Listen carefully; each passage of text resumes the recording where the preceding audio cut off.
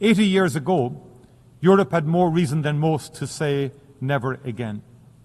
Yet today, brutal and bloody war has returned to European soil.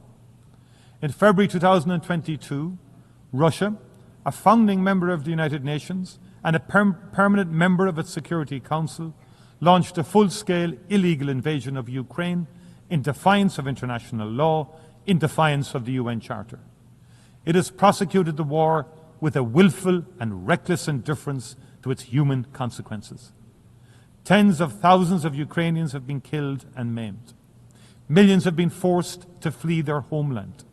Millions more internally displaced.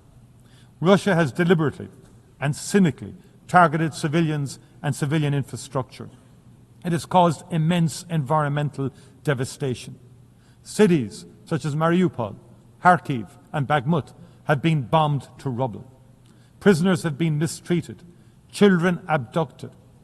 President Putin has thumbed his nose at every attempt to bring about a ceasefire and negotiations, including those led by President Trump. There are no signs whatsoever that he is ready for peace. He has refused to meet President Zelensky. He has again intensified Russia's attacks on civilians and civilian infrastructure in Ukraine. He has sought to test the resolve of Ukraine's neighbours, sending drones into Polish and Romanian airspace. He should know that it will not work. He should appreciate how strong the people of Ukraine are and how unbreakable their resolve to defend their country and its independence.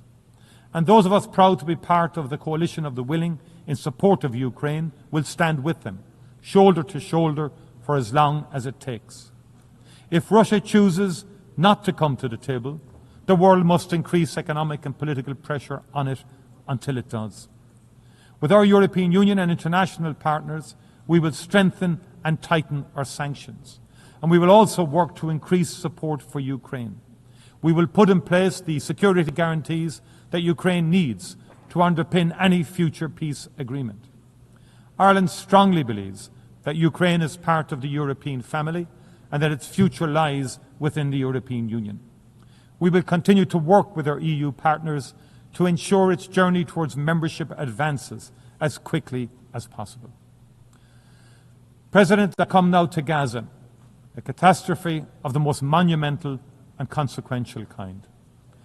It is not possible to describe the scale of the physical and psychological suffering endured by the Palestinian people for 2 long and brutal years. Ireland stands in full solidarity with them.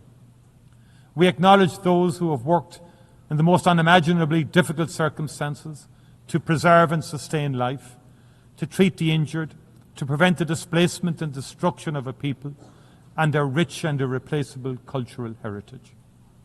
At the heart of this vital effort have been UN agencies and workers, most especially UNRWA. And we remember those among them who have lost their lives. And we pay tribute to the extraordinary bravery of the medics. We honour the journalists who have worked tirelessly and without regard to their own safety to ensure that nobody can ever say, "We did not know." What is happening in Gaza cannot be justified or defended.